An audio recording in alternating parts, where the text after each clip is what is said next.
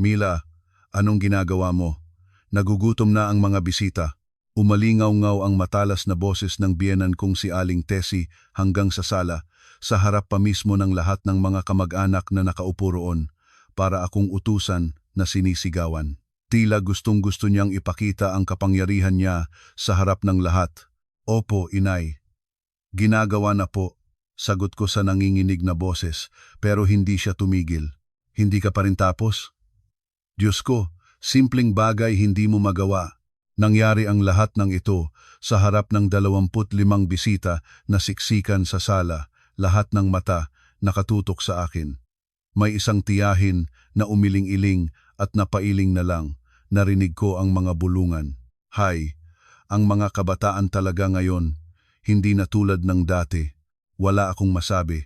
Nakatayo lang ako sa harap ng mga pagkaing pinaghirapan ko, may band-aid ang isang daliri at nakayuko na lang. Naramdaman ko ang pag-agos ng mainit na luha sa aking pisngi. Sa edad kong papalapit na sa 40, ganitong kahihiyan ang dinaranas ko sa harap ng napakaraming tao.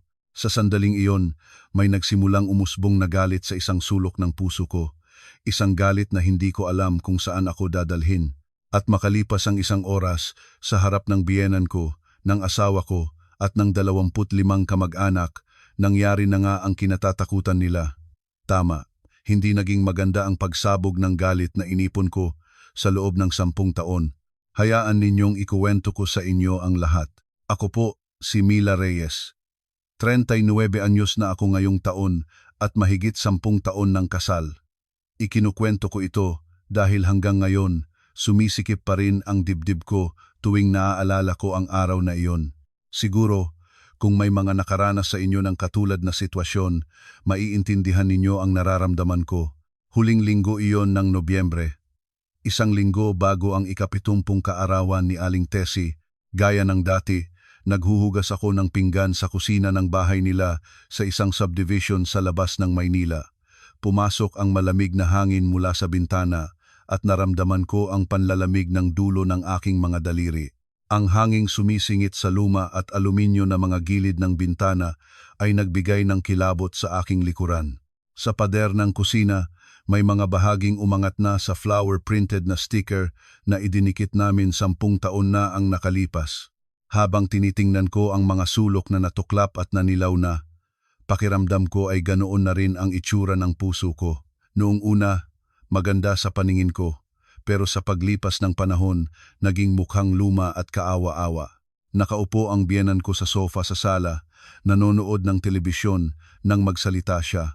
Maliit lang ang pangangatawan niya sa edad na 69, pero ang boses niya ay malinaw at malakas. Mila, sa birthday ko, 20 bisita lang naman, kaya madali lang yan. Sabi ng ilang kaibigan ko, hindi raw sila makakarating. Narinig ko ang salitang madali, pero agad na bumigat ang loob ko. 20 man o 10 tao, alam kong sa huli, lahat ay sa balikat ko babagsak mula sa paghahanda ng pagkain hanggang sa paghuhugas ng pinagkainan. May maliit na karinderya si Aling Tessie sa palengke sa loob ng 30 taon at palagi niyang sinasabing abala siya sa negosyo kaya sa akin niya ipinapasa ang lahat ng paghahanda para sa mga okasyon. Magaling kasi ang kamay mo sa pagluto kaya sa'yo ko pinagkakatiwala. May natutunan ka naman sa pagluluto mula sa inyo, di ba?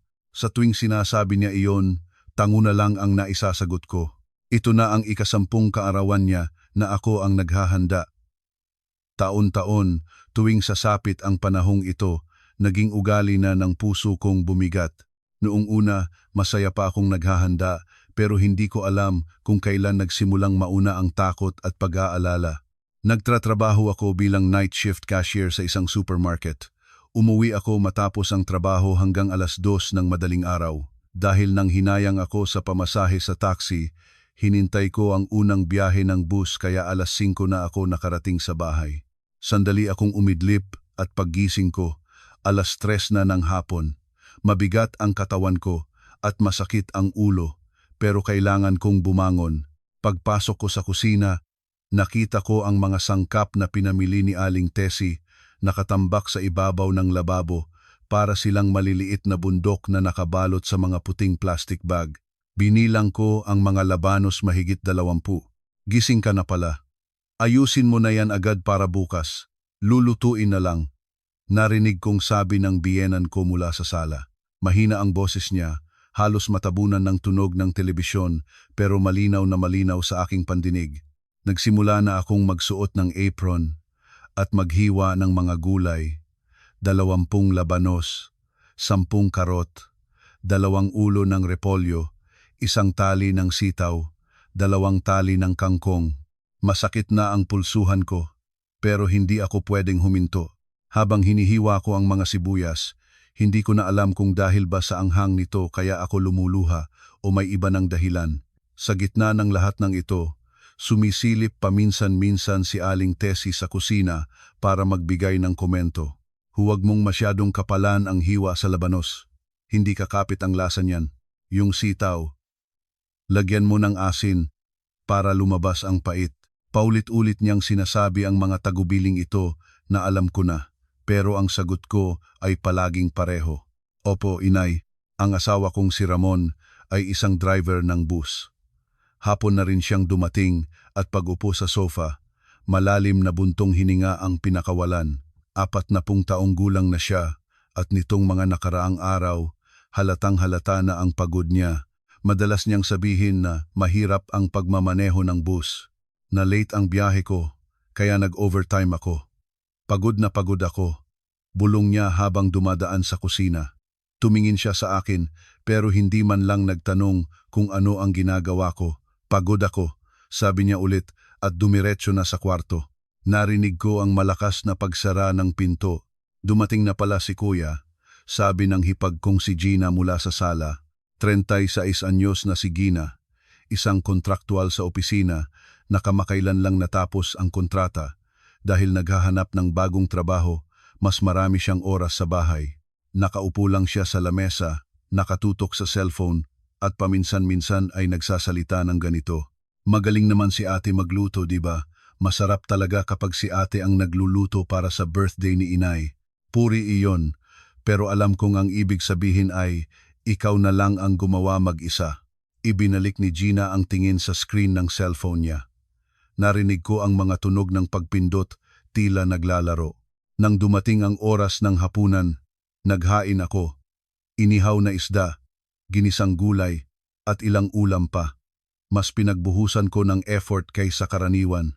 Nagsiupo sila sa hapag, pero walang gaanong usapan. Medyo maasim ang sinigang, sabi ni Aling Tessie matapos humigop ng isang kutsara. Tinikman ko ang sa akin, at parang wala namang pinagkaiba sa dati. Pero sumagot pa rin ako, pasensya na po. Sa susunod babawasan ko po ang asim. Dapat lang. Matatanda na tayo. Hindi maganda ang masyadong maasim. Pagkatapos kumain, nagsimula na akong maghugas ng pinggan. Maraming mamantikang plato kaya inabot ako ng matagal. Habang naghuhugas ako, naghiwa-hiwalay na ang pamilya para sa kani-kanilang gawain. Naiwan akong mag-isa sa kusina. Pagkatapos maghugas, inayos ko ulit ang mga sangkap para bukas. Ibinabad ko sa tubig na may asin ang hiniwang talong at ampalaya. Hiniwa ko na rin ang mga labanos at binudburan ng asin. 11:00 na ng gabi nang makalabas ako sa kusina. Naninigas na ang mga daliri ko at nananakit ang balikat ko. Nang sinubukan kong ituwid ang likod ko, naramdaman ko ang matinding kirot. Dahil sa pagkababad sa malamig na tubig, namanhid na ang mga kamay ko at halos wala na akong maramdaman. Habang naghuhugas ako ng kamay sa banyo, napansin kong may maliit na paltos sa likod ng aking palad. Dahil iyon sa pagkakatalsik ng mainit na mantika, katabi ng sugat mula sa paggamit ng kutsilyo. Sinubukan kong buhusan ng malamig na tubig pero hindi nawala ang hapdi. Nakita ko ang likido sa loob ng paltos. Nang tumingin ako sa salamin, nakita ko ang maitim na bilog sa ilalim ng aking mga mata. Sa edad kong papalapit na sa 40, palagi na lang akong mukhang pagod. Tila humpak ang aking mga pisngi at ang mga sulok ng aking bibig ay natural nang nakababa. Pagpasok ko sa kwarto, mahimbing nang natutulog ang asawa ko. Mahina ang tunog ng kanyang hilik. Nakatagilid siyang natutulog, nakaharap sa pader. Dahan-dahan akong humiga sa kabilang parte ng kama at tumitig sa kisame. Matatapos din itong birthday na to, magiging okay din ang lahat, palagi kong iniisip. Pero pagkatapos ng birthday, may Pasko naman. Pagkatapos ng Pasko, may iba na namang okasyon. May mga anibersaryo ng kamatayan. May mga kasal ng kamag-anak, tila walang katapusan. Dahan-dahan kong hinawakan ng paltos sa aking kamay. Masakit pa rin. At sa sandaling iyon, isang kakaibang isip ang pumasok sa utak ko. Bakit mag-isa kong tinitiis ang sakit? Bakit walang sino man ang nagtatanong kung nasasaktan ako? Bakit parang wala akong natatandaang may nagsabi sa akin na pinapahalagahan nila ang pagod ko? Ang mga bagay na dati kong itinuturing na normal, nagsimula na akong magtanong kung normal nga ba talaga para itong isang maliit na lamat. Sa labas, walang nagbago, pero sa loob ng puso ko, may kung anong unti-unting nayayanig. 10 taon na ba akong ganito? Bigla kong naisip. Noong bagong kasal kami, akala ko normal lang ang lahat ng ito. Pero ngayon, parang may mali. Ganito rin kaya ang buhay ng ibang mga manugang? Gusto kong magtanong, pero wala akong mapagtanungan. Noong gabing iyon, hindi ako agad nakatulog. Mas masakit ang kung anong nasa puso ko kaysa sa paltos sa kamay ko. May kung anong bigat na dumadagan sa dibdib ko. Pero noon, hindi ko pa alam kung ano ang idudulot ng maliit na lamat na iyon pagkalipas ng 1 linggo. 2:00 na ng madaling araw nang tuluyan akong makatulog at sa panaginip ko, nasa kusina pa rin ako. Walang katapusang naghihiwa ng gulay at walang katapusang naghuhugas ng pinggan. Araw na ng handaan, 5:00 pa lang ng umaga, gising na ako. Kailangan kong simulan ng maaga ang paghahanda. Darating ang mga bisita ng 2:00 ng hapon, kaya kailangan kong matapos ang lahat ng pagkain bago sila dumating. Pagpasok ko sa kusina, naroon pa rin ang mga sangkap na inihanda ko kagabi. Ang sitaw at ampalaya ay nababad na sa tubig asin at ang mga labanos ay lumambot na rin. Isinalang ko ang 4 na malalaking kaldero sa kalan at sinimulan na ang totohanang pagluluto. Inuna ko ang kaldereta. 3 kilo ng baka ang ibinabad ko sa malamig na tubig para maalis ang dugo sa kabahagyang pinakuluan. Sunod, kailangan kong ihanda ang sarsa, toyo, asukal, dinurog na bawang, luya, at giniling na peras lahat ay maingat kong pinaghalo. Nagising si Aling Tessie bandang 7:00 ng umaga. Tila mas maaga siya kaysa karaniwan, naka-duster pa, pumasok siya sa kusina para tingnan ang ginagawa ko. Parang masyadong matingkad ang kulay ng sarsa ng kaldereta, sabi niya, kahit hindi pa man niya natitikman. Tinikman ko ng bahagya ang sarsa at sumagot, hindi ko pa po natitimplahan.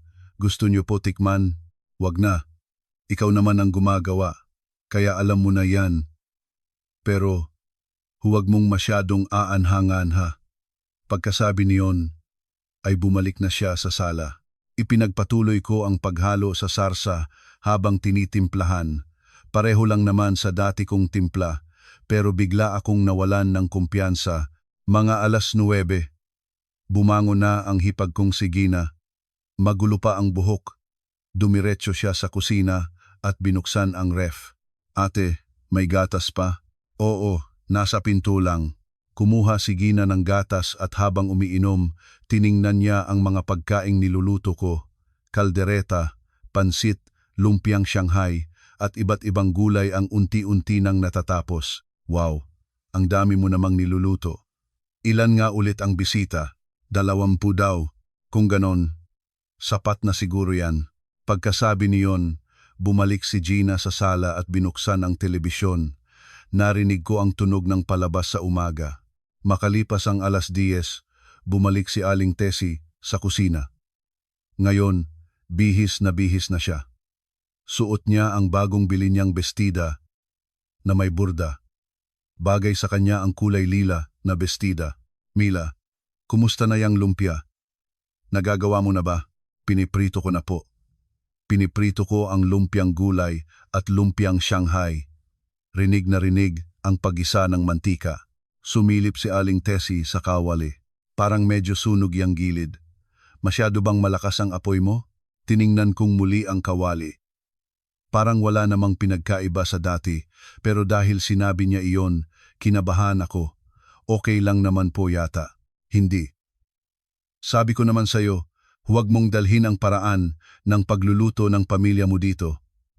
Dito, ang paraan natin ang masusunod. Tumagos sa puso ko ang mga salitang iyon. Hindi ko maintindihan kung ano ang nagawa kong mali. Nagluto lang naman ako gaya ng dati. Pasensya na po. Ulitin ko po ba? Huwag na. Nariyan na yan. Wala nang magagawa. Sa susunod, mag-ingat ka. Pagkasabi niyo ni Aling Tessie, tumunog ang telepono kaya umalis siya para sagutin ito. Hello, ay ate. Oo, ngayon na. Napatawag ka. Tila isang kamag-anak ang tumawag. Biglang sumaya ang boses niya. Oo, ang manugang ko ang naghanda ng lahat. Ang sipag-sipag magluto. Magaling talaga ang kamay niya sa kusina. Habang kausap niya sa telepono, pinupuri niya ako. Siya ba talaga yung taong kapupuna lang sa akin kanina? Ibang-iba ang tono ng boses niya. Nagkaldereta siya, naglumpia. Naku, ang galing talaga. Napakasipag. Abot hanggang kusina ang boses niya. Habang patuloy akong nagpiprito, pinakikinggan ko ang sinasabi niya. Kakaiba ang pakiramdam.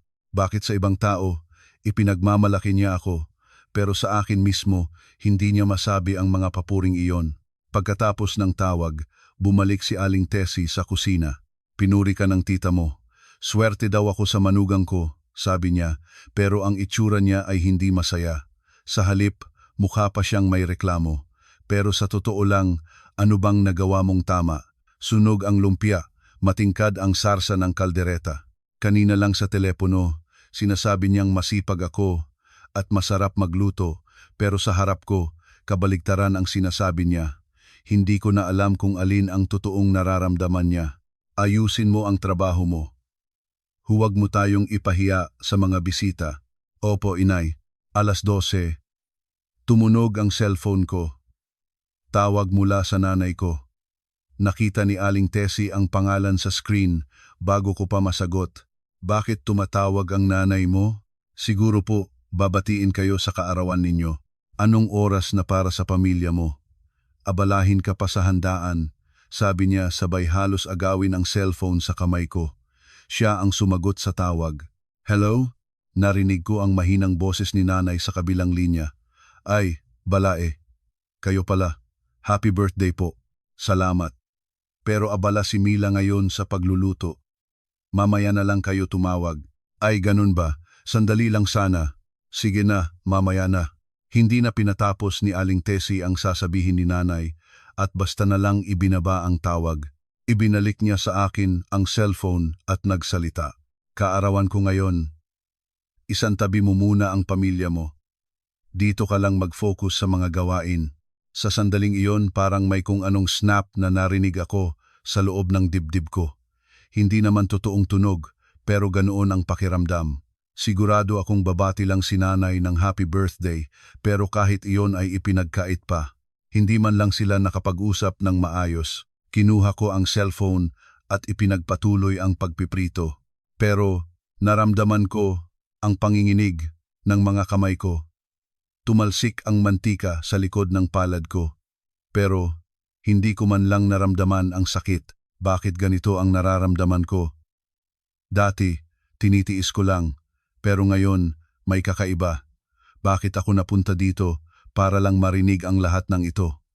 Paulit-ulit na tanong sa isip ko. Pumunta si Aling Tessie sa sala at tumawag na naman sa ibang kamag-anak. Oh, bunso, darating ka, di ba? Naku, ang daming niluto ng manugang ko.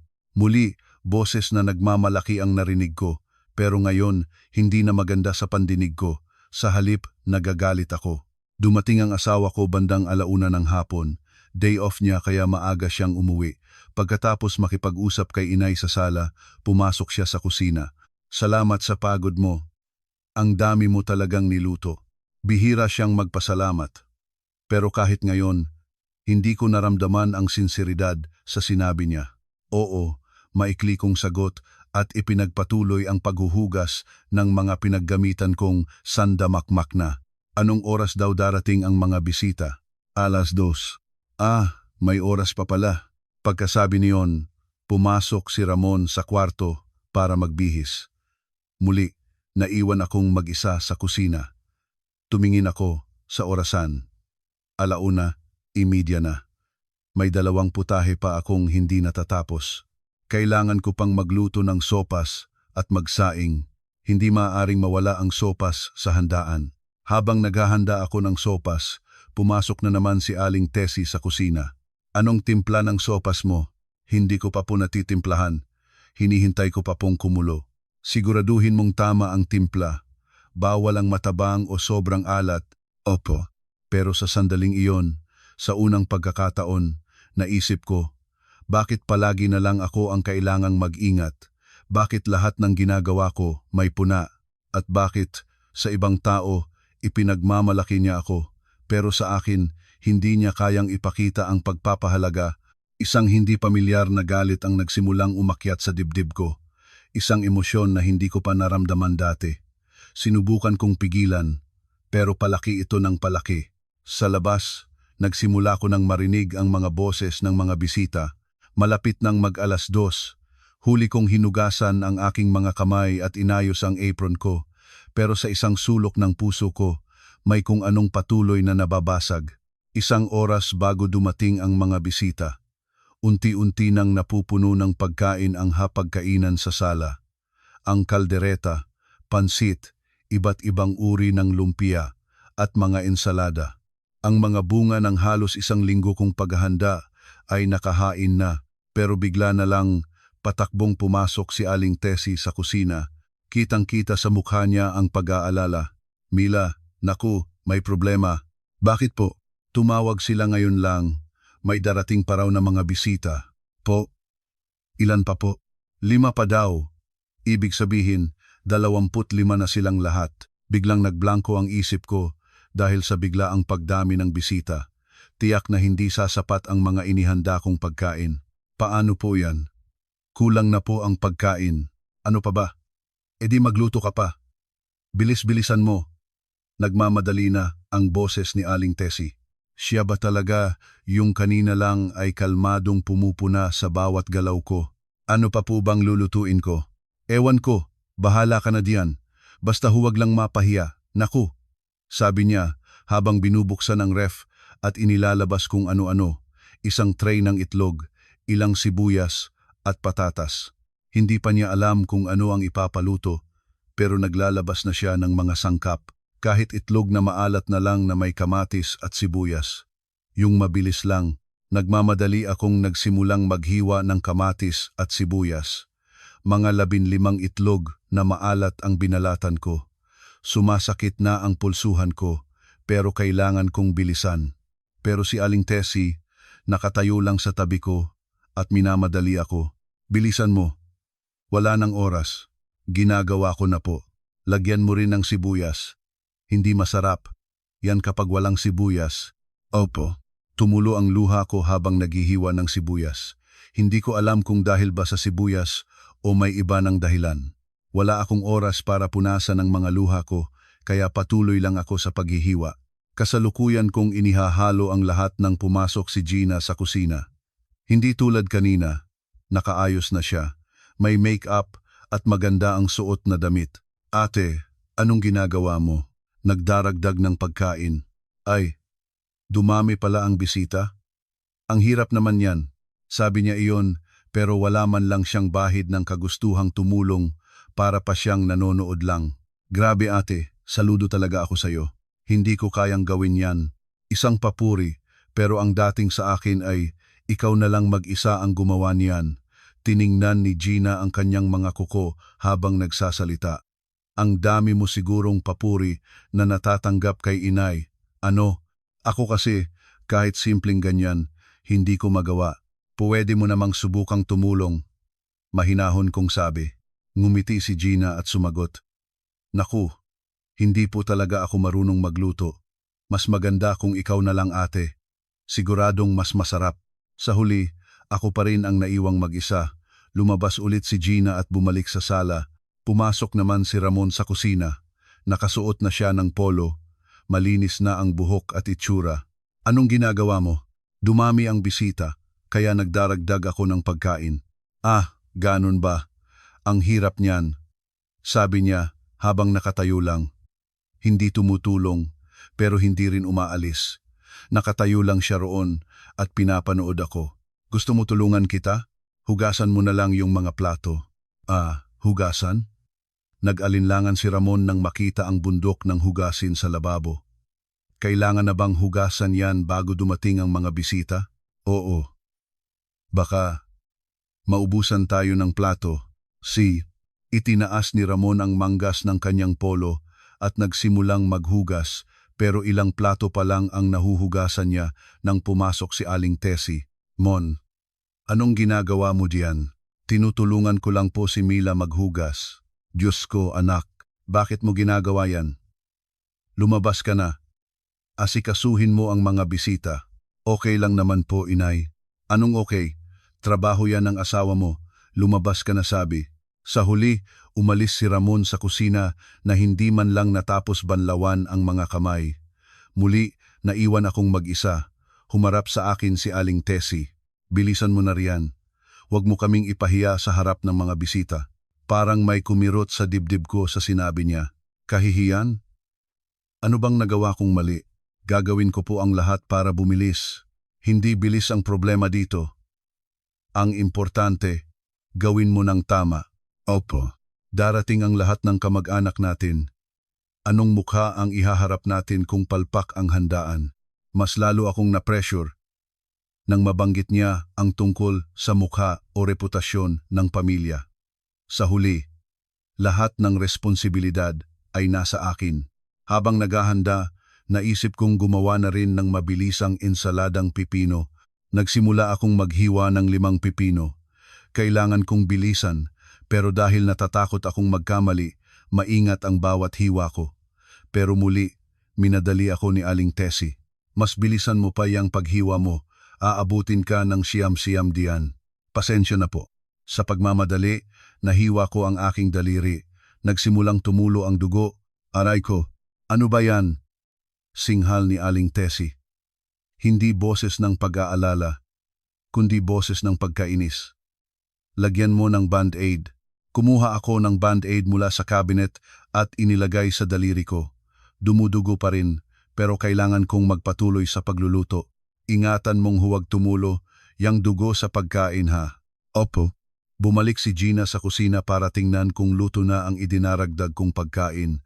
Ate, luto na po ba? Hindi pa. Parang nandyan na yata lahat ng bisita.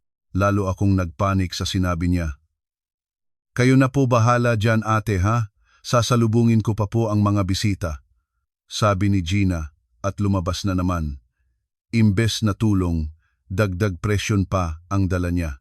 Lalong lumalakas ang ingay ng mga bisita sa sala. Marami na sigurong dumating. Rinig ko ang tawanan at kuwentuhan. Pero ako, heto pa rin sa kusina. Litong-lito. Masakit ang daliri ko, hindi pa tapos ang hugasin at kulang pa ang pagkain. Sa pangatlong beses, pumasok si Aling Tessie sa kusina. Ngayon, galit na talaga ang itsura niya. Hindi ka pa rin tapos? Naghihintay na ang mga bisita. Malapit na po. Anong malapit na? Kailangan. Tapos na ngayon na. Sumisigaw na siya. Isang sigaw na sapat para marinig hanggang sa sala. Ngayon lang to, tiis lang. Pumasok si Ramon sa kusina na magitan sa amin, pero hindi para tulungan ako, kundi para lang pakalmahin ang sitwasyon. Inay, ginagawa naman po ni Mila ang lahat. Walang kwenta, yang ginagawa niya kung walang resulta. Nag-uusap sila ni Inay sa harap ko, para akong hangin na hindi nila nakikita. Sa sandaling iyon, nakatayo ako sa harap ng bundok ng hugasin at napabuntong hininga. Masakit ang daliri ko, nananakit ang balikat ko, at kumikirot ang ulo ko, pero walang sinuman ang nag-alala sa akin. Bigla, parang nawalan ng saysay ang lahat. Bakit ko kailangang gawin ito? Bakit ako lang mag-isa ang pumapasa ng lahat? Walang sagot. Naglakad ako papunta sa kalan at isa-isang pinatay ang apoy. Ang niluluto kong ulam, ang sinaing lahat pinatay ko. Dahan-dahan kong kinalas ang tali ng apron sa aking baywang. Mila, Anong ginagawa mo? Tanong ni Aling Tessie. Gulat ang boses. Hindi ako sumagot. Maingat kong tinupi ang apron at ipinatong sa ibabaw ng upuan. Hoy, anong ginagawa mo? Ngayon, galit na talaga ang boses niya. Pero buo na ang desisyon ko. Kinuha ko ang cellphone ko at pinindot ng matagal ang power button. Nagdilim ang screen. Isinuksok ko ito ng malalim sa aking bulsa. Mila, anong kalokohan to? Nandyan na lahat ng bisita. Sabi naman ni Ramon, halatang naguguluhan. Pero naglalakad na ako palabas ng kusina. Habang naglalakad ako papunta sa pinto, wala akong sinabi ni isang salita. Isinuot ko ang aking sapatos, kinuha ang bag ko, at hinawakan ang doorknob. Saan ka pupunta? Narinig ko ang mga sigaw nila mula sa likuran ko, pero hindi ako lumingon. Binuksan ko ang pinto at lumabas. Sumalubong sa mukha ko ang malamig na hangin. Isang hangin ng kalayaan na matagal ko nang hindi naramdaman. Narinig ko ang pagsara ng gate sa likuran ko at nagsimula akong maglakad palayo sa eskinita. Sa unang pagkakataon, ito ang daan na tinahak ko para sa sarili ko dahil sa sarili kong desisyon. Naglakad lang ako nang walang patutunguhan. Ayoko nang lumingon pa. Kung ano ang nangyari sa bahay ng mga biyenan ko matapos akong umalis, mga kuwentong narinig ko na lang kalaunan. Ang iba naman ay mga tagpong binuo ko na lang sa aking isipan, pero sapat na para mahulaan ko ang kaguluhang idinulot ng pag-alis ko. Nagsimula ng magsidatingan ang mga bisita. Sunod-sunod ang pagtunog ng doorbell at si Aling Tessie pilit na itinatago ang galit sa kanyang mukha habang sumasalubong. Ang bago niyang bestidang lila ay siguradong napakaganda tingnan. Tuloy po kayo. Kanina pa namin kayo hinihintay. Ang unang bisita ay malamang isang kaibigan niya, may dalang isang pumpon ng bulaklak at masayang bumabati. Pagpasok sa sala at pagkakita sa nakahandang pagkain, marahil ay wala pa silang napansing problema. Wow, Teresita, ang dami namang handa. Naku, ang manugang ko ang naghanda ng lahat niyan. Napakasipag, may pagmamalaking sagot siguro ng biyenan ko. Pero habang dumarating ang ikalawa, ikatlo, at mga sumunod pang bisita, nagsimula ng magbago ang sitwasyon. Kalahati pa lang ng pagkain ang nakahain at wala nang anumang ingay o abala na nagmumula sa kusina. Si Ramon siguro ang unang nakaramdam na may mali. Pagpunta niya sa kusina, wala nang tao at lahat ng kalan ay nakapatay. Ang apron na maayos na nakatupi sa ibabaw ng upuan ang nagbigay sa kanya ng hudyat na may nangyaring hindi maganda. Inay, wala po si Mila. Ano? Patakbong pupunta si Aling Tessie sa kusina. Nang makita niya ang tahimik na kusina, siguradong namutla siya. Nasaan siya? Baka nasa kwarto lang. Wala po, Inay. Wala rin po ang sapatos niya. Doon na nila napagtanto na umalis na talaga ako. Ang mga bisita ay naghihintay sa sala at ang handaan ay kalahati lang ang nakahanda. Sinimulan na siguro ni Ramon ang pagtawag sa cellphone ko. 1, 2, 3 beses, pero nakapatay ang telepono ko. The number you have dialed is currently unavailable. Ang paulit-ulit na maririnig niya. Tumawag din si Gina. Nagpadala ng mga mensahe sa chat, pero siyempre, walang sagot. Kuya, nasaan si ate? Hindi ko alam. Bigla na lang nawala. Habang nagkakagulo sila, patuloy ang pagdating ng mga bisita. 5, 6, hanggang sa napuno ang sala. Naghihintay ang mga tao na may lumabas pang pagkain. Sinubukan ni Aling Tessie na iligtas ang sitwasyon. Pumasok siya sa kusina para tingnan ang mga pagkaing hindi ko natapos. Ang ensalada ay hindi pa natimplahan at ang sinaing ay hilaw pa. Gina, halika rito. Tulungan mo ako. Inay, hindi po ako marunong magluto. Kahit si Ramon na lang. Pero si Ramon, kahit kailan ay hindi marunong magluto. Hindi siya marunong magtimpla o kahit magsaing man lang. Ang tanging ginawa niya ay ang paulit-ulit na pagtawag sa akin. Nagsimula ng magbulungan ang mga bisita. Kailan daw? Lalabas. Yung ibang pagkain. Sandali lang po, may inaayos lang. Sagot ni Aling Tessie, pilit na itinatago ang kaba, pero siguradong nanginginig ang boses niya. Kailanman ay hindi pa siya napunta sa ganitong sitwasyon.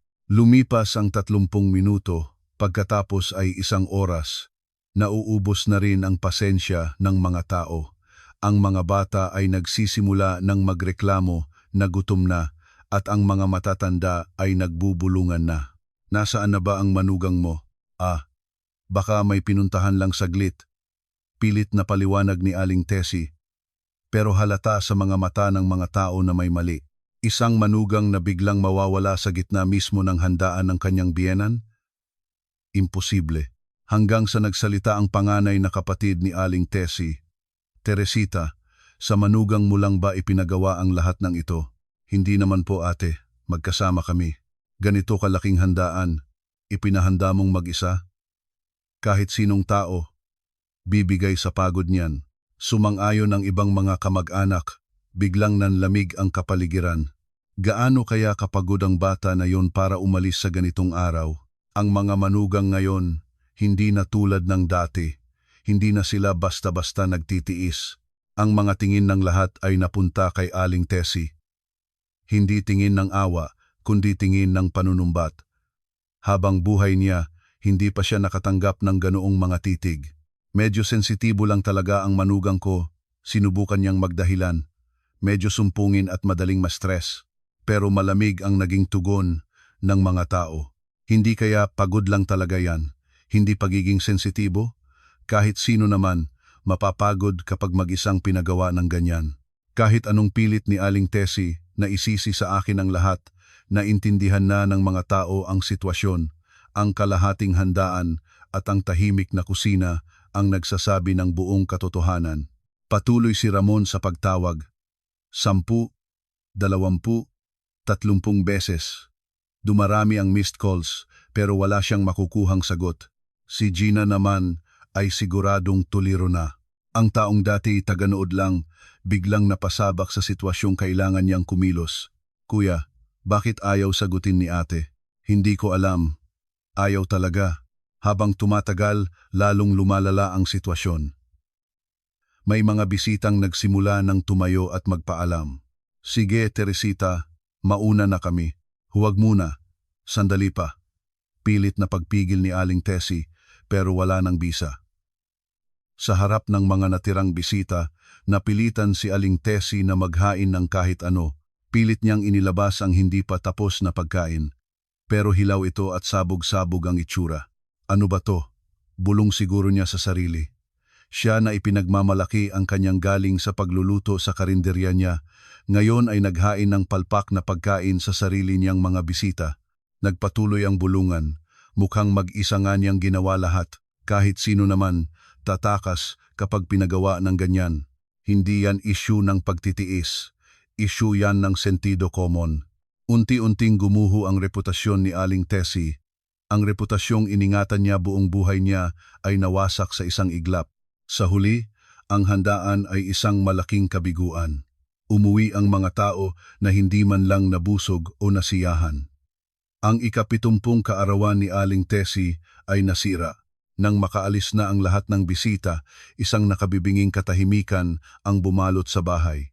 Ang naiwan ay ang hapag na kalahati lang ang laman, mga platong walang laman, at ang 3 tulirong miyembro ng pamilya. Anong nangyari? Anong nangyari? Patuloy si Ramon sa pagtawag. 50, 60 beses. Umabot na siguro ng 100 ang missed calls, pero wala pa ring sagot. Si Gina naman ay nakaupo lang sa sofa, tulala. Hindi niya inakala na ang dati niyang pinapanood lang ay magdudulot ng ganito kalaking gulo. Noong gabing iyon, sigurado akong hindi sila nakakain ng maayos. Ang mga pagkain ay kalahati lang ang luto at walang sino man sa kanila ang marunong magtapos. Baka nagluto na lang sila ng instant noodles. Nakahiga siguro si Aling Tessie sa kama, nakatitig sa kisame. Ang lahat ng nangyari ay parang isang masamang panaginip. Ang kahihiyan sa harap ng mga kamag-anak, ang nasirang kaarawan at ang manugang na hindi na bumalik. Hindi rin siguro nakatulog si Ramon. Matapos ang mahigit 100 tawag, siguro doon niya napagtanto kung gaano kalaki ang galit ko. Ang sentro ng lahat ng kaguluhang iyon ay ako. Ang babaeng 10 taong nanahimik at nagtiis. Sa unang pagkakataon ay nagsabing, "Tama na." Hindi ko rin inakala na ang simpleng pagtanggal ng apron at pag-alis sa bahay ay lilikha ng ganito kalaking epekto. Pero sa mga sandaling iyon, wala akong alam sa mga nangyayari sa bahay ng mga biyenan ko. Niyayakap ako ng malamig na hangin habang naglalakad sa isang eskinita. Naglalakad kahit hindi alam kung saan patungo. Noong gabing iyon, matagal akong naglakad-lakad. Walang tiyak na patutunguhan. Nilakad ko lang ang mga eskinita. Nananakit na ang mga paa ko sa lamig, pero hindi ako huminto. Wala akong balak bumalik. Ang mga paa ko, kusa akong dinala patungo sa lumang bahagi ng siyudad. Hindi ko namalayan, papunta na pala ako sa direksyon ng bahay ni nanay. 3 beses akong lumipat ng bus, at sa huli ay nilakad ko na lang. Nakita ko na ang maliit na karinderya na pinapatakbo ng nanay kong si Elvira. Mahigit 20 taon na siyang nagtitinda roon.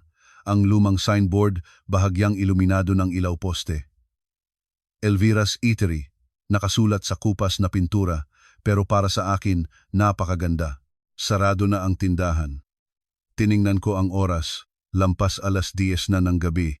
Siguradong nagpapahinga na si nanay sa kwarto sa itaas, pero wala akong lakas ng loob na kumatok. Naupo ako sa isang maliit na bangko sa harap ng karinderya. Umiihip ang malamig na hangin, pero nanatili lang ako roon. Ang lahat ng nangyari sa buong araw ay parang pelikulang umikot sa isip ko. Ang matatalas na salita ni Aling Tessie, ang kusinang ako lang ang tao, ang bundok ng hugasin. Nagsimula na akong umiyak. Pinilit kong pigilan, pero hindi ko kaya. Ang 10 taong inipon kong luha ay sabay-sabay na bumuhos. Nanginginig ang mga balikat ko, at ang tunog ng aking paghikbi ay umalingaw-ngaw sa tahimik na eskinita. Maya-maya, bumukas ang ilaw sa ikalawang palapag. Narinig ko ang mga yabag at dahan-dahang bumukas ang pinto ng karinderya. Lumabas si nanay, nakapantulog. "Mila?" Gulat na gulat si nanay nang makita ako. Walang imik. Niyakap niya ako. Isang mainit na yakap. "Bakit ngayon ka lang? Anong nangyari?" Hindi ako makasagot. Patuloy lang ako sa pag-iyak. Hindi na nagtanong pa si nanay at dinala niya ako sa loob. Puno ang karinderya ng pamilyar na amoy-amoy ng mantika, amoy ng mga pampalasa at ang amoy ni nanay. Gumaan ng bahagya ang pakiramdam ko. "Halika, umakyat muna tayo." Dinala ako ni nanay sa kwarto sa itaas.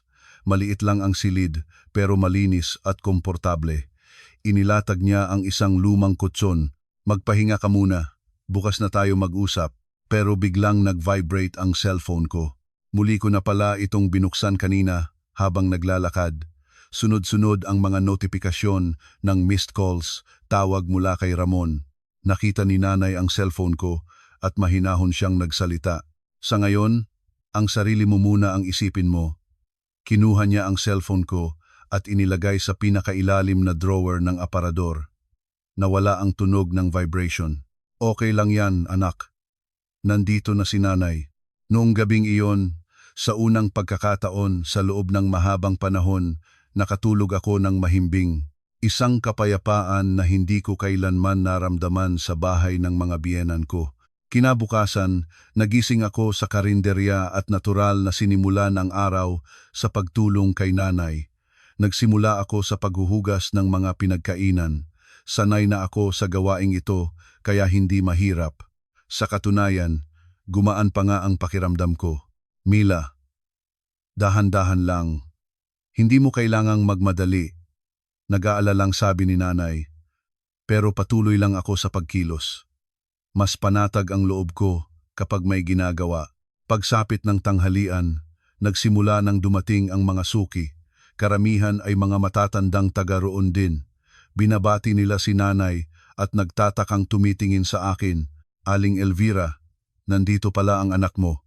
"Oo, dumalaw lang saglit," sagot ni nanay. Hindi na siya nagpaliwanag pa. Sa paglipas ng mga araw, naging natural na sa akin ang pagtulong sa karinderya. Pagkuha ng order, pagluluto, paghuhugas ng plato. Halos pareho ng mga ginagawa ko sa bahay ng biyenan ko, pero ibang-iba ang pakiramdam. Dito, walang pumupuna. Kapag nagkamali ako, tahimik akong itinatama ni nanay. Kapag may nagawa akong tama, pinupuri niya ako. Maging ang mga customer ay mababait sa akin. Ang bilis naman kumilos ng anak ninyo, sabi ng isang matandang suki. Mana yata sa inyo. Kung magkasama kayo rito, siguradong lalakas lalo ang negosyo. Pabiro ang pagkakasabi niya, pero nakita ko ang bahagyang pagbabago sa mga mata ni nanay. Tila may ideyang nabuo sa kanyang isip. Nang gabing iyon, matapos naming isara ang karinderya, nag-usap kami ni nanay. Marami sigurong tawag mula sa kanila, no? Opo. Pero hindi ko po sinasagot. Pagod ka na, nak. Hinawakan ni nanay ang kamay ko. Napabuntong hininga siya nang makita ang mga kalyo at gaspang nito. Magpahinga ka muna dito. Ako lang naman ang gumagawa rito dati, kaya okay lang. Pero hindi ko kayang magpahinga lang. Gusto kong kumilos. Kapag nagtatrabaho ako sa karinderya, gumagaan ang pakiramdam ko. Lumipas ang 1 linggo at kitang-kita na ang pagbabago sa akin. Bumalik na ang kulay sa aking mukha. Ang dating laging yukong mga balikat ko ay unti-unti nang tumuwid. Natural na akong nakikipag-usap at nakikipagtawanan sa mga customer. Minsan, napatingin ako sa salamin at nakita kong nag-iba na ang itsura ko. Mukha pa ring pagod, pero may buhay. Hindi na iyon ang patay na ekspresyon na palaging nakapaskil sa mukha ko noong nasa bahay pa ako ng mga biyenan ko. Alam kong napapansin din ni nanay ang pagbabago ko. Unti-unti nang nawawala ang pag-aalala sa kanyang mukha. Pero mayroon pa ring isang bagay na kailangan kong pagdesisyunan. Hindi ako maaring manatili rito habang buhay. Darating ang araw na kailangan kong pumili. Babalik ba ako? O tatahak ng ibang landas? Pero kahit ano paman, sa sandaling ito, nakakahinga na ulit ako. Dito sa maliit na kusina kasama si nanay, sa unang pagkakataon, naramdaman ko na kahit mahirap ang trabaho, hindi na sumasakit ang puso ko. Ilang araw pa ang lumipas sa karinderya. Bandang 2:00 ng hapon, nang kaunti na lang ang tao. Nagpupunas ako ng mga mesa, habang si nanay ay naghahanda ng mga sangkap para bukas sa kusina. Biglang bumukas ang pinto ng karinderya. Mahinang tumunog ang maliit na kampanilya. Pag-angat ko ng tingin, nakita ko si Ramon na nakatayo roon. Sa loob ng ilang araw na hindi kami nagkita, mukha siyang mas nangayayat at napabayaan. Hindi maayos ang ahit ng balbas at lukot ang damit. Mila, mahina ang boses niya. Ibinaba ko ang basahan at tinitigan siya. Kung dati ito, siguradong lalambot ang puso ko. Pero ngayon, kakaibang kalmado ang naramdaman ko. Paano mo nalaman na nandito ako? Sinabi ni inay. Dito ka raw siguradong pupunta. Nakatayo lang si Ramon sa harap ng counter, nakatingin sa akin, namumula ang kanyang mga mata. Lumabas si nanay mula sa kusina. Nang makita niya si Ramon, walang anumang bati, sinabi niya lang, "Umupo ka." Naupo si Ramon sa isang mesa. Umupo rin ako. Sa tapat niya. Pumasok si nanay sa kusina, pero ramdam kong nakikinig siya. "Umuwi ka na," panimula ni Ramon. Nagmamakaawa ang boses niya. Si inay, laging nahihilo. Tumaas ang presyon, dinala na namin sa doktor. Balita tungkol sa pagkakasakit ng biyenan ko. Kung dati, mataranta akong tatakbo pa uwi. Pero ngayon, kalmado ko lang itong tinanggap. Malubha po ba? Oo. Palagay ko dahil wala ka. Hindi na siya kumakain ng maayos. Halos maiyak na si Ramon habang nagsasalita. Mukha siyang totoong nag-aalala. Si Gina, anong ginagawa niya? Abala si Gina sa paghahanap ng trabaho. Gaya ng inaasahan ko, walang naitutulong si Gina. "Mila, parang awa mo na, umuwi ka na." "Kasalanan ko ang lahat," sabi ni Ramon habang nakayuko. Pero buo na ang desisyon ko. Ayoko nang bumalik sa bahay na yon para maging manugang nila. Mariin kong sabi. Gulat siyang napatingin sa akin. "Anong ibig mong sabihin?" "Nak, kung bubukod tayo, pag-iisipan ko, maingat kong mungkahi. Sinabi kong gusto kong magkaroon kami ng sarili naming bahay. Sinabi ko ring ayoko nang mamuhay sa ilalim ng pagmamatyag ni Aling Tessie. Matagal na natahimik si Ramon. Nag-iisip siya, hindi ko maaaring iwan si inay. Sa wakas ay sabi niya, inaasahan ko na ang sagot na iyon. Pero hindi ko pa rin maiwasan ang madismaya. Kung ganon, wala na tayong magagawa. Mahinahon kong sagot. Hindi na ako umiyak o nagmakaawa. Nagulat si Ramon sa reaksyon ko. Anong gusto mong mangyari? Pumili ka. Si inay o ako? Malamig kong tanong. Sinabi kong tapos na ang panahon ng paninindigan sa gitna. Kailangan na niyang pumili. Hindi makasagot si Ramon. Umiling lang siya. Pag-isipan mo. Kapag nakapagdesisyon ka na, tawagan mo ako. Tumayo na ako. Wala na akong ibang sasabihin. Matagal pa siyang nakaupo bago tuluyang tumayo. Mila, umuwi ka na, sabi ko. Nang makaalis si Ramon, lumabas si nanay mula sa kusina. Okay ka lang, nak? Opo, nay. Okay lang ako. At totoo, okay lang ako. Kung dati, parang pinupunit ang puso ko. Ngayon, hindi na. Sa halip, gumaan ang pakiramdam ko. Lumipas pa ang ilang araw, pero walang tawag mula kay Ramon. Siguradong umuwi siya at kinausap si Aling Tessie, pero malamang ay hindi niya na iparating ng maayos ang kondisyon ko. Ang narinig ko, tumawag daw si Aling Tessie sa mga kamag-anak at kapitbahay. Ganyan na ba talaga ang mga manugang ngayon? Hindi na tulad ng dati. Pagrereklamo niya. Nahirapan lang daw sa gawain. Lumayas na. Pero hindi tulad ng dati. Kaunti na lang ang kumampi sa kanya. Teresita, pero di ba mag-isa lang naman niyang ginawa lahat?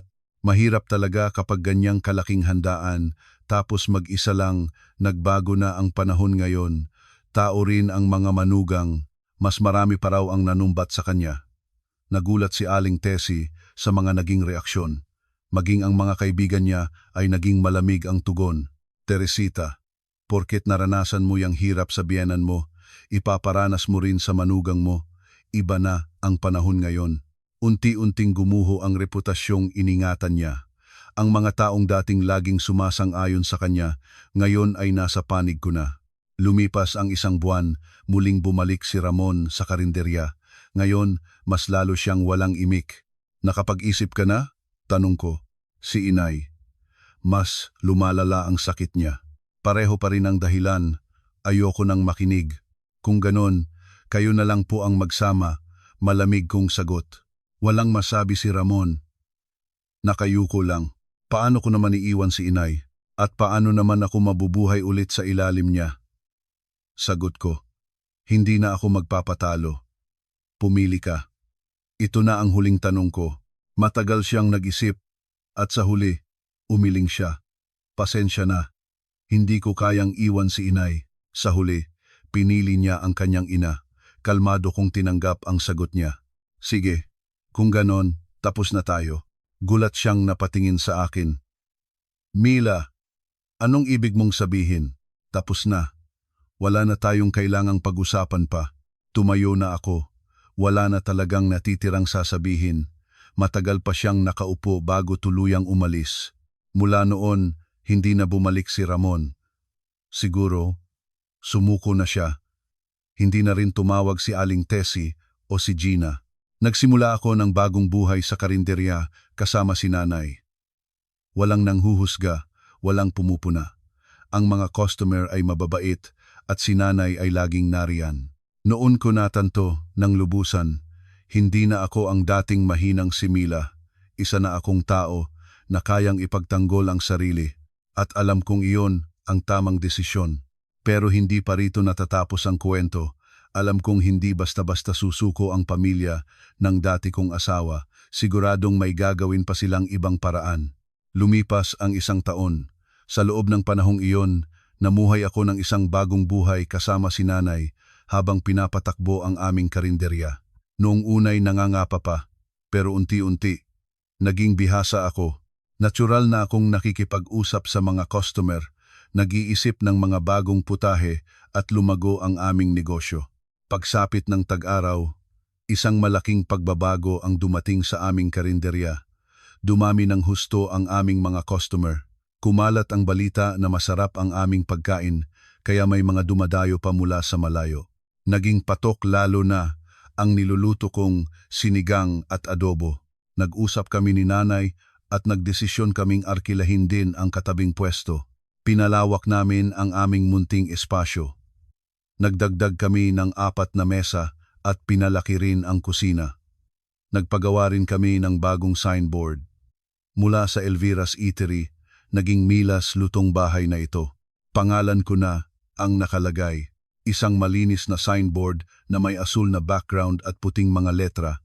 Sa araw ng paghahanda para sa muling pagbubukas, kinuha ko mula sa munisipyo ang aming business permit.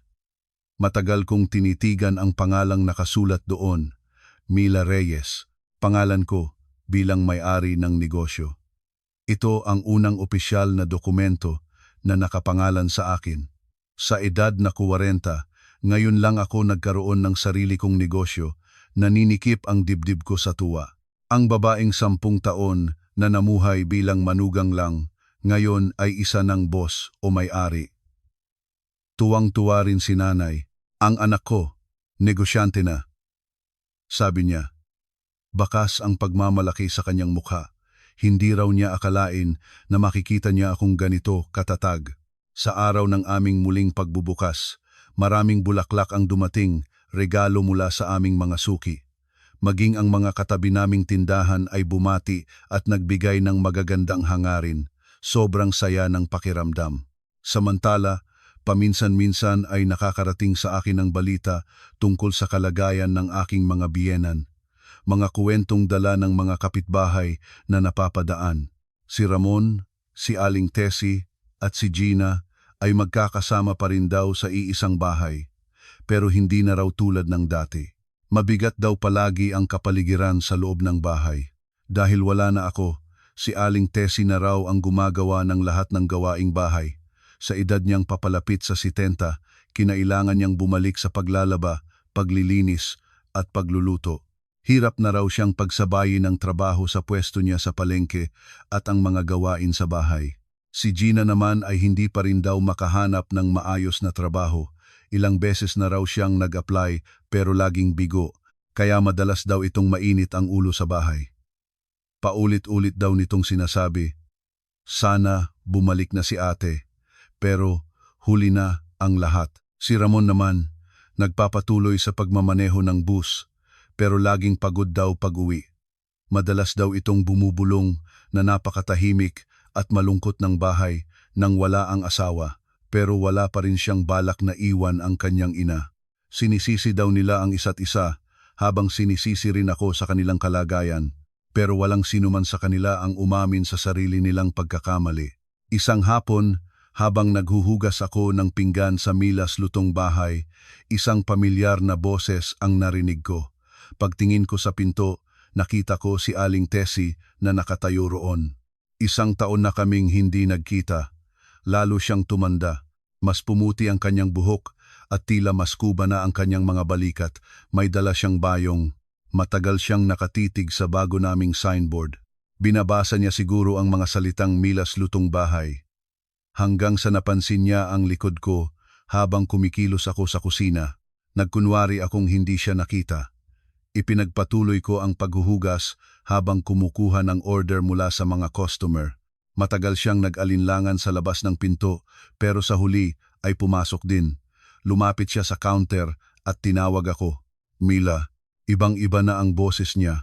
Hindi na matalas at mapagmataas. Ngayon, mahinahon at maingat. Opo, kalmado kong sagot.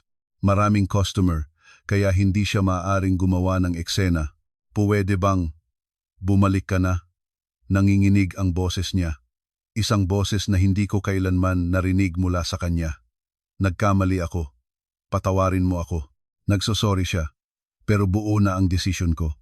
Pasensya na po. Marami pong customer, abala po ako, magalang, pero matatag kong sabi. Ayoko nang magpaapekto pa sa mga salita niya. Mila, parang awa mo na. Kasalanan naming lahat. Patuloy siyang nagmakaawa, pero umiling lang ako. Inay, may-ari na po ako ng lugar na ito ngayon. Wala na po akong balak bumalik. Malinaw kong sinabi ang aking desisyon. Gulat na gulat siya sa narinig niya. Kung ganoon, anong mangyayari sa amin? Mamuhay na po tayo ng magkakahiwalay. Mas makakabuti po siguro yon. Malamig ang pagkakasabi ko. Kung dati, maaawa ako sa kanya, pero ngayon, hindi na. Kumuha ako ng order mula sa isang customer para natural na makaalis sa kinatatayuan ko. Matagal pang nakatayo roon si Aling Tessie bago tuluyang umalis. Pinapanood pala kami ni nanay. Okay ka lang, nak? Opo, nay. Okay lang ako. At totoo, okay lang ako. Sa halip, gumaan pa ang pakiramdam ko. Pakiramdam ko, ngayon ay tuluyan nang natapos ang lahat. Nang gabing iyon, pagkatapos naming isara ang tindahan, nag-usap kami ni nanay. Tama ang ginawa mo. Buhay mo yan, sabi ni nanay habang tinatapik ang balikat ko. Ngayon, tunay ko nang ipamumuhay ang buhay ko. Kahit ako, nakikita kong mas masaya ka ngayon. Noong gabing iyon, muli kong kinuha ang business permit ko, Mila Reyes. Ang pangalan ko ay buong buo at matatag na nakasulat doon. Hindi na ako manugang ng kung sino, kundi ako na si Mila Reyes. Ang karinderya ay patuloy na lumago. May mga taong nagustuhan ang luto ko, at may mga taong masayang bumabati sa akin sa pangalan ko. Walang pumupuna, at walang bumabastos sa akin. Isang bagay na hindi ko man lang maisip. Isang taon na ang nakalipas. Noon, nagkaroon ako ng paltos sa kamay dahil sa paghahanda para sa kaarawan ng biyenan ko. Ngayon, nagluluto ako ng mga pagkaing gusto ko sa sarili kong negosyo. Ang pagbabago ay mabagal pero sigurado. Ang dating mahina at laging nag-aalalang si Mila ay wala na. Pinalitan na siya ng matatag na may-ari, si Mila Reyes. Pero alam kong hindi pa ito ang katapusan. Ang buhay ng dati kong pamilya ay nagpapatuloy. At hindi ko alam kung ano pa ang maaaring mangyari. Ang tanging sigurado ako ay hindi na ako direktang maaapektuhan ng anumang mangyayari sa kanila. Lumipas pa ang ilang taon. Sa taon na naging 42 anyos ako, taglamig noon. Ang Milas Lutong Bahay ay sikat na sa aming lugar. Sa ilalim ng signboard na iyon, buong araw na may pumapasok at lumalabas na mga customer. Pagsapit ng tanghalian, kailangan pa nilang pumila para maghintay. Kumuha na rin ako ng 2 katulong sa trabaho, si Jasmine, isang kolehiyala, at si Benny, nakatatapos lang ng high school. Pareho silang masipag at masayahin, kaya magaan silang katrabaho. Nang papalapit na ang kaarawan ko, ramdam kong may binabalak silang dalawa. Nagbubulungan sila at may mga sikretong pinaplano na nakakatuwang pagmasdan. Sa mismong araw ng kaarawan ko, mas maaga kaming nagsara kaysa karaniwan. Bandang 6:00 ng gabi, lumabas si Jasmine na may dalang maliit na cake. Ate Mila, happy birthday po. Sumabay si Benny sa pagpalakpak. Nakangiti namang sinindihan ni nanay ang mga kandila. Naku, kailan nyo pa to inihanda? Secret po. Kayo po kasi, palagi nyo kaming inaalagaan, masayang sabi ni Jasmine. May mga sulat pa silang ibinigay sa akin. Ate Mila, dahil po sa inyo, nag-e-enjoy po akong magtrabaho. Ang dami ko pong natututunang luto at gusto ko pong maging kasing galing ninyo balang araw, sulat ni Jasmine. Halos pareho rin ang sulat ni Benny. Idol po kita, Ate Mila. Isipin nyo, sa sarili nyong sikap na itayo nyo ang ganitong negosyo. Sana balang araw, magkaroon din ako ng sarili kong restaurant. Nang mabasa ko ang mga sulat nila, parang may kung anong uminit sa dibdib ko. Masaya pala sa pakiramdam na may mga taong tumitingala sa'yo. Ngayon, inaabangan ko na ang pagdating ng kaarawan ko. Hindi ko na malayang nasabi ko habang nakangiti. Dati, kinatatakutan ko ang mga kaarawan, pero ngayon, iba na. Habang hinihiwa ko ang cake, humiling ako. Sana mas lumago pa ang negosyo. Sana manatiling malusog si nanay. At sana magpatuloy ang ganitong kapayapaan sa buhay ko. Samantala, sa mga oras na iyon, ibang-iba siguro ang tanawin sa dating tahanan ko. Si Aling Tessie ay mag-isa na lang daw na nakatira. Narinig kong ikinuha siya ni Ramon ng isang maliit na apartment. Siguro, naging pabigat na rin sila sa isa't isa. Mag-isa siguro siyang nagluluto ng sopas sa kanyang maliit na apartment. Ang sopas na dati ako ang nagluluto para sa kanya, ngayon ay kailangan na niyang gawin para sa sarili niya. Siguradong naninibago siya. Nakatayo sa harap ng kalan, habang hinahalo ang sabaw, bigla na lang sigurong dadapo ang kalungkutan. Sa edad na mahigit 70, ang maghanda ng sariling pagkain para sa kaarawan ay isang napakalungkot na gawain. Marahil, hindi na niya natapos ang sopas at pinatay na lang ang kalan, at para sa kanyang tanghalian, kinain na lang niya ang rasyong pagkain na ipinamimigay sa Senior Citizens Center sa kanilang lugar. Dumadalaw pa rin daw si Ramon paminsan-minsan, pero hindi na tulad ng dati, naging mailap na raw ang kanilang relasyon. Si Gina naman, sumuko na sa paghahanap ng trabaho at nagtatrabaho na lang daw bilang cashier sa isang convenience store. Iyon ang mga bunga ng kanya-kanya nilang mga desisyon. Pauwi na kami ni nanay, galing sa maliit naming selebrasyon. Naglalakad kami sa tapat ng isang hintuan ng bus. Gabi na at madilim na. Sa di kalayuan, may naaninag akong 2 pamilyar na anino. Naghihintay sila ng bus, magkasandal sa isa't isa. Si Ramon at si Aling Tessie, pareho na silang mukhang matanda. Nakakuba ang mga balikat, walang sigla. Nakakaawang tingnan ang itsura nilang dalawa na magkasandal, tila naghahanap ng suporta sa isa't isa sa gitna ng kanilang kalungkutan. Bigla akong napatigil sa paglakad. Kung dati, tatakbo ako para kamustahin sila. Pero ngayon, hindi ko na naramdaman ang pangangailangang iyon. Nakita ni nanay ang ekspresyon ko at nagsalita. Hayaan na natin sila. Opo, nay. Lumiko kami sa ibang daan. Hindi na ako lumingon pa. Ang buhay nila at ang buhay ko ay tuluyan ng magkaiba. Sa halip, mas hinigpitan ko ang pagkakakapit sa braso ni nanay. Naramdaman ko ang init mula sa kanya. Nay, sa susunod na birthday ko, punta kaya tayo sa dagat? Mahinahon kong tanong. Ngayon, kaya ko nang ilibre si nanay sa isang bakasyon. Magandang ideya yan. Boss ka na ngayon nakangiting sabi ni nanay, puno ng pagmamalaki. Sa loob ng bus, habang nakatingin sa labas ng bintana, napaisip ako. Nabubuhay kami sa ilalim ng iisang langit, pero ganap na magkaiba ang aming mga buhay. Ako, may sariling negosyo, napapaligiran ng mabubuting tao, at araw-araw na nakakaramdam ng tagumpay. Inaabangan ko na ang bawat kaarawan at nakakapagplano para sa hinaharap. Sa kabilang banda, ang dati kong pamilya ay nabubuhay sa kani-kanilang kalungkutan. Sinisisi ang isa't isa, habang wala ng ibang masandalan, kundi ang isa't isa rin. Lahat ng ito ay resulta ng aming mga pinili. Pagdating sa bahay, tumingin ako sa salamin. Isang ibang-iba ng mukha ang nakita ko. Mga matang may tiwala sa sarili, mga balikat na taas noo, at mga labing marunong nang ngumiti ng totoo. Ang Mila Reyes sa edad na 42 ay hindi na nagtatago sa anino ng iba. Nabubuhay na siya sa sarili niyang pangalan, sa sarili niyang lakas, sa buhay na pinili niya para sa sarili niya. Noong gabing iyon, may isinulat ako sa aking tala-arawan. Ngayong araw, tunay na naging kaarawan ko. Hindi isang kaarawan para sa iba, kundi isang kaarawan para lamang sa akin.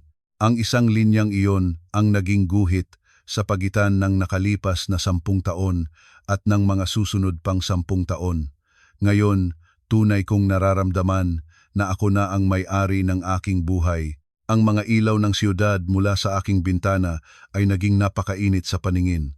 Inaabangan ko na ang bukas at ang mga susunod pang araw. Kayo, nabubuhay rin ba kayo sa anino ng iba? Tulad ng kwento ni Mila, minsan, kailangan natin ng isang matapang na desisyon. Kapag iniisip nating huli na ang lahat, baka iyon pa lang ang tamang simula. May karapatan kayong ipamuhay ang sarili ninyong buhay sa sarili ninyong pangalan.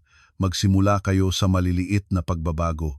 Tiyak na may mas magandang bukas na naghihintay para sa inyo.